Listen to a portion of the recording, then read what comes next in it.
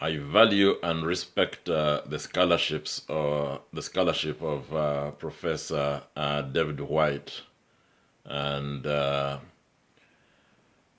of the things that he has talked about is that the Muslims keep claiming that Jesus did not die on the cross. And he says there is no documentary evidence that goes back to the first century, the time of Jesus, that agrees with the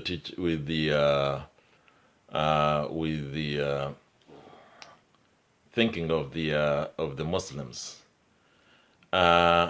And he has completely rejected what is in the Apocalypse of Peter by saying those are agonistic sources, or what is in the Gospel of Judas Iscariot, saying that Muslims should not use agonistic or Gnostic sources in order to prove their claim. But really, Muslims do not even need to use Gnostic sources to prove their claim that Jesus did not die on the cross. All that you need to do, or even the didactic, by the way, Professor David White has rejected the didac, or whatever it is, which claims that, which doesn't talk about Jesus' death. Now, when you read the Dead Sea Scrolls, the letters of James and Jude indicate that Jesus was not divine and that Jesus did not die on the cross. But this is material that has been presented to Professor David White, and in one way or the other, he has rejected this material. However, I'd like to bring to the attention of Professor David White sources within the Bible itself, all the versions of the Bible. Clearly, they have a word called Ilahi, Ilahi lama sabachthani. Now, the translation, the common translation of Ilahi, Ilahi lama sabachthani has always been thought of as, my God, why have you forsaken me? But this is a mistranslation. The proper translation should be that, my God, with this you have spared me. Okay, the word sabachthani means that Jesus, or Isa as we call him, was spared. He was spared of death. This is the true Aramaic translation of the word sabachthani. And if Professor David White or any other Christian apologist or any other Christian disagrees with what I'm saying, I suggest that you take a trip to Syria and talk to the the living Aramaic population there, and ask them what the meaning of the word sabachthani means. So we have evidence within the Bible itself that Jesus himself, or Isa, according to some quotations, himself said he did not die. And if you'd somehow disbelieve in that quotation, Jesus also in other verses, he said, I've not yet ascended to my Father. I'm not a spirit. Give me wine, give me honey, and give me bread. Give me honey and give me bread, and touch my body. A spirit does not eat and does not drink. So this therefore means that Jesus was a living person. He didn't die. This is evidence lying right in front of you in all versions of the Bible, and goes back to whatever century you want to go back to.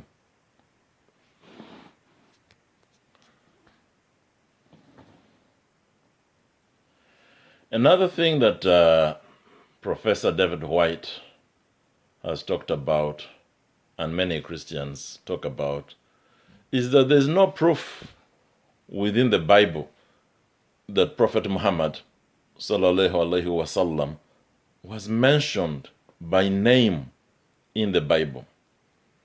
Now, the Muslims have tried to present the argument of the counselor or the comforter. They have tried to present to you the word Muhammad in the Song of Solomon, but all that has been rejected by many Christians, especially Professor David White. Now, I want you to go back to the word counselor or comforter or helper or whatever you want to call it. Go back to that word. Remember that Jesus did not speak Greek, as we know. He did not speak English. What language did he speak? He spoke Aramaic. What word did he use in Aramaic for the helper or the comforter or the counselor? He used the word munahamana. Munahamana. Now, when you look at the word munahamana, what does it tell you? This is an Aramaic word. What is the translation of the word munahamana from Aramaic into Arabic? That's the question for you. Please do some research.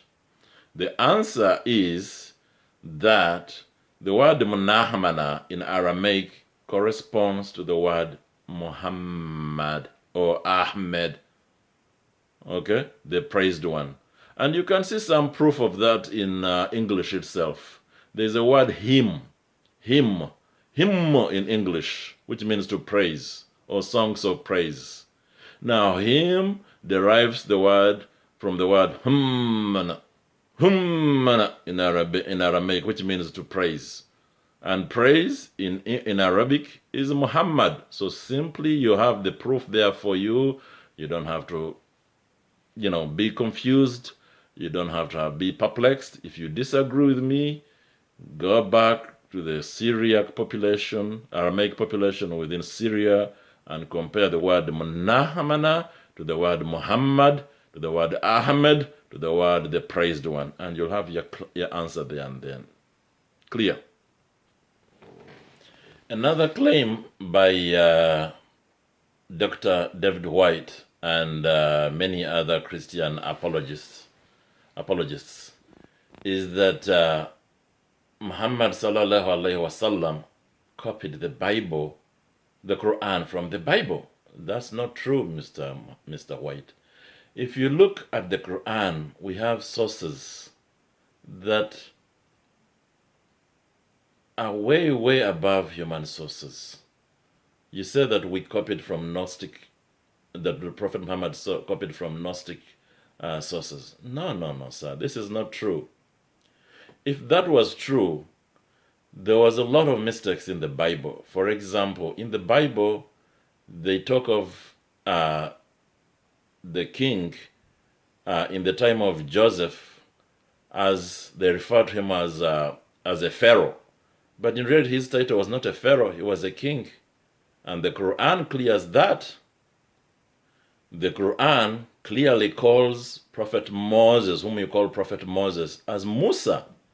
Egyptian hieroglyphs have now proven that the real name of Moses was really Musa, which means a boy child. The Quran mentions Hanan, who was a bricklayer in the time of the king, who constructed the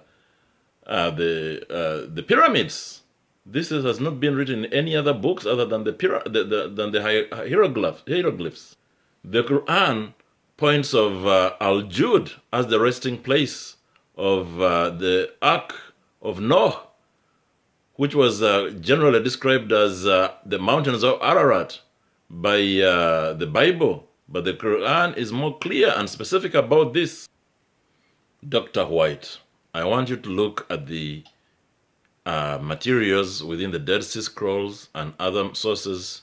You realize that the brother of Jesus, James, and the other brother of Jesus, Jude, opposed the message of Paul, and they had a conflict. They had a conflict that was deadly, and Paul arranged for their death.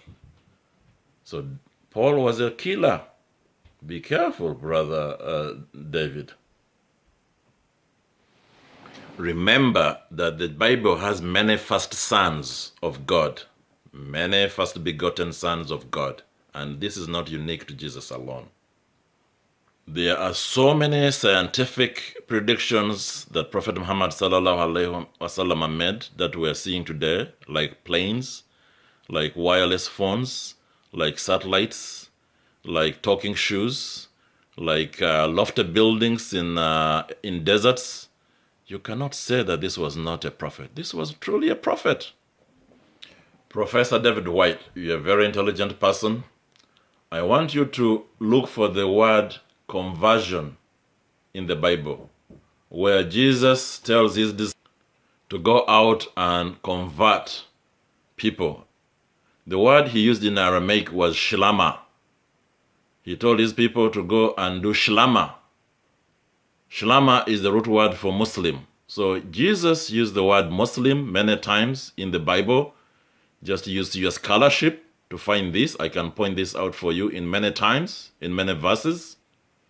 For example, in Luke 6:40, in Luke chapter 6, verse 40, Jesus uses the word Ein Talmid Na Ilah Al-Rabo Sheken Kal Adam She Mushallam Yihe Krabo Mushallam. Look for the word Mushallam in Luke 6:40 and other places within the within the New Testament, in the Aramaic original version.